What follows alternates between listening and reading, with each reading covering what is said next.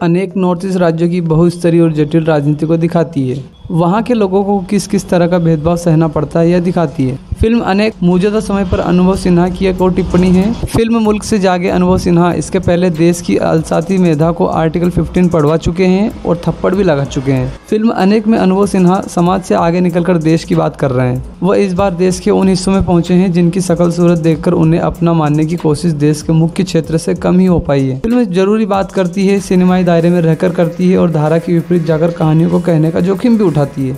आयुष्मान खुराना कहते हैं कि फिल्म अनेक को बॉक्स ऑफिस की कसौटी पर उस तरह नहीं कसा जाना चाहिए जिससे बाकी कमर्शियल फिल्मों के साथ होता है, लेकिन फिल्म अनेक का ज़्यादा से ज़्यादा लोगों तक पहुंचना जरूरी है। द कश्मीर फाइल्स के सुपरहिट होने और द केरला स्टोरीज के रिलीज होने के बीच फिल्म अनेक देश की तस्वीर का एक ऐसा पहलू है जिसके बारे में बात होनी जरूरी है। फिल्म की कहानी जोशुआ उर्फ अमन के इर्द गिर्द घूमती है, जो एक अंडरकवर एजेंट है। उसे नॉर्थ ईस्ट राज्यों में अलगाववादियों से होने वाले खतरे को कम करना है। इस किरदार के जरिए फिल्म नॉर्थ ईस्ट राज्यों की कई समस्याओं से दर्शकों को अवगत कराती है। ये सिर्फ एक मिशन की कहानी नहीं बल्कि इन राज्यों में सालों साल से फैली अशांति को लेकर उठाए गए सवालों की कड़ी है। अंडरकवर एजेंट जोशुआ यानी Ayushmann Khurrana north east India में एक मिशन पर हैं। देश की सरकार नॉर्थ ईस्ट के सबसे बड़े अलगाववादी समूह और उसके विद्रोही नेता टाइगर सांगा के साथ शांति समझौता करना चाहती है, लेकिन इस दौरान दूसरे अन्य समूह एक्टिव हो जाते हैं। जोशुआ का मिशन इन्हीं समूहों को शांत कराना है। अपने मिशन के दौरान जोशुआ अलगाववादी समूह जॉनसन के सदस्य की बेटी आइडो से फ्रेंडशिप करके उस समूह में घुसपैठ करने की कोशिश करता है। जोशुआ और अपने पिता की असलियत से अनजान आइडो मुक्केबाजी में भारत के लिए गोल्ड मेडल जीतने का सपना देखती है। भले ही उसे हर कदम पर नस्लीय भेदभाव का सामना करना पड़ता है, लेकिन देश को गौरवान्वित करके एक इंडियन के रूप में स्वीकार किए जाने की उम्मीद में आइडो नेशनल टीम में अपना स्थान बनाने के लिए लड़ना जारी रखती है। क्या जोशुआ नॉर्थ ईस्ट स्टेट में हिंसा खत्म कर शांति समझौता करवा पाने में सफल हो पाएगा? क्या आइडो अपनी काबिलियत साबित कर देश के सामने एक उदाहरण पेश कर पाएगी? अनेक कई कठोर सवाल करती है। भारत सरकार और अलगाववादी समूह के नेताओं के बीच चल रही राजनीति से तंग आकर जोशुआ पूछता है, कहीं ऐसा तो नहीं कि शांति किसी को चाहिए ही नहीं, वरना इतने सालों में एक छोटी सी प्रॉब्लम सॉल्व कैसे नहीं हुई? फिल्म देश की अखंडता और शांति बनाए रखने के राजनीतिक क्षेत्रों पर सवाल उठाती है।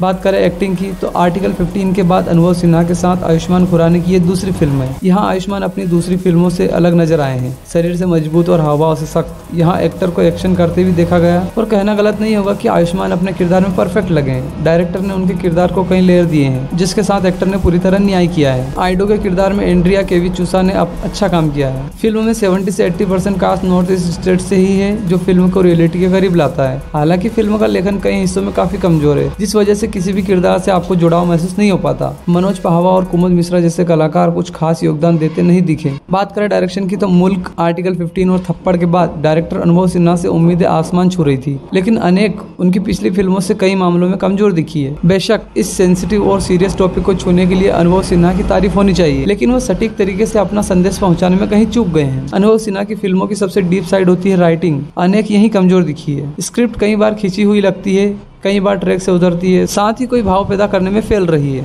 फिल्म में कई सब प्लॉट है जिससे आप इमोशनली जुड़ना चाहते हैं, लेकिन अनुभव सिन्हा ने एक साथ नॉर्थ ईस्ट की सभी समस्याओं को समेट लेने की कोशिश की है, जिस वजह से फिल्म किसी भी एक मुद्दा या किरदार से जुड़ने का मौका नहीं देती है। फिल्म की शूटिंग असम और मेघालय में हुई है, जहाँ की खूबसूरती को सिनेमाटोग्राफर इवान मुलिगन ने बेहतरीन कैद किया है। साथ ही नॉर्थ ईस्ट राज्यों के गाँव और कस्बों में उठते टेंशन को भी उन्होंने पूरी संवेदनशीलता से दिखाया है।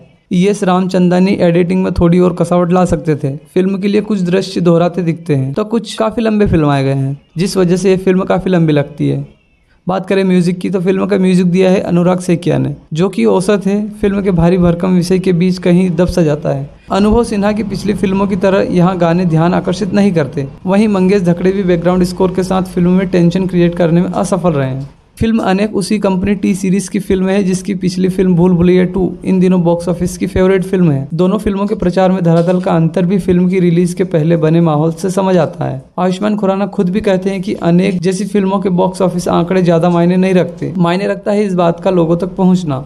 लेकिन मेरा मानना है कि अनेक जैसी फिल्मों का बॉक्स ऑफिस पर चलना बहुत जरूरी है। ये द नॉर्थ ईस्ट फाइल्स है। इस फिल्म के लिए किसी राजनीतिक दल या उससे जुड़े संगठन ग्रुप बुकिंग नहीं करेंगे, लेकिन नई पीढ़ी के दर्शकों के लिए ये एक जरूरी फिल्म है। इस देश को जानने के लिए, इस देश का दर्द पहचानने के लिए।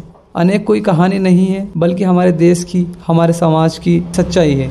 हालांकि फिल्म कुछ भाग में कमजोर दिखती है, लेकिन यदि आप गंभीर सामाजिक राजनीतिक मुद्दों पर बनी फिल्म देखना और समझना पसंद करते हैं तो अनेक जरूर देखी जानी चाहिए।